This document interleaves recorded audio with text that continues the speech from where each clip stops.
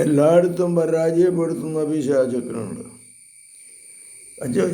പല ജോലിയും ചെയ്തു നോക്കി അവിടെയൊക്കെ പരാജയമാണ്.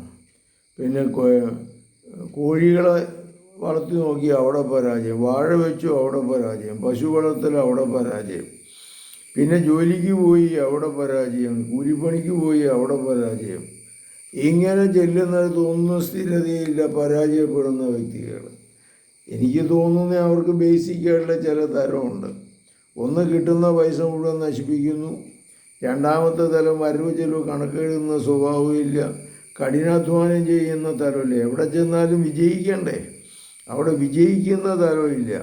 അതിന് അലസ ജീവിതവും ലളിതമായ അലസ ജീവിതം നയിക്കുന്നു. ലളിതമായൊരു ജീവിതം ഇല്ല, കഠിനാധ്വാനമില്ല, വരവ് ചെലവ് കണക്കെഴുതുന്ന സ്വഭാവമില്ല, കൃത്യനിഷ്ഠയില്ല, ആധ്യാത്മികതയില്ല, പ്രാർത്ഥനയില്ല, കുമ്പസാരമില്ല, കുർബാനയില്ല.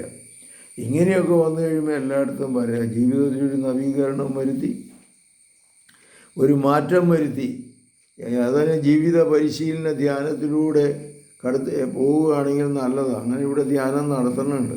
താല്പര്യമുള്ളവർക്ക് വിളിക്കുക 9447465414.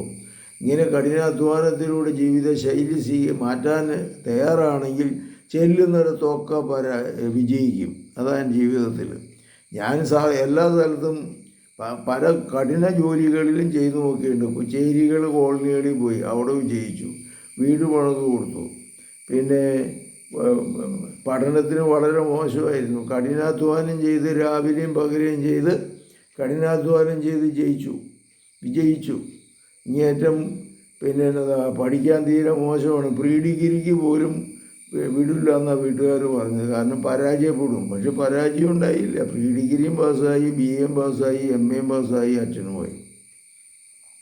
2-3 സ്ഥാപനങ്ങൾ തുടങ്ങി.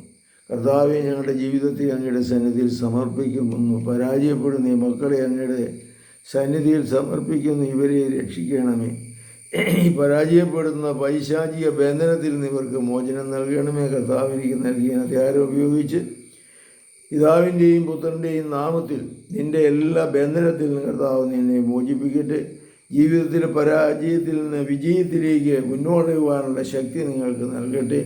പരിശുദ്ധ പരമദിവ്യകാരുണ്യത്തിന് എന്നേരവും ആരാധനയും സ്തുതിയും പുകഴ്ചയുണ്ടായിരിക്കട്ടെ.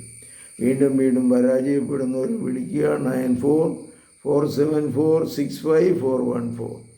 പരിശുദ്ധ പരമദിവ്യകാരുണ്യത്തിന് എന്നേരവും ആരാധനയും സ്തുതിയും പുകഴ്ചയുണ്ടായിരിക്കട്ടെ. ഈശോ മിശിഹായ്ക്ക് സ്തുതിയായിരിക്കട്ടെ.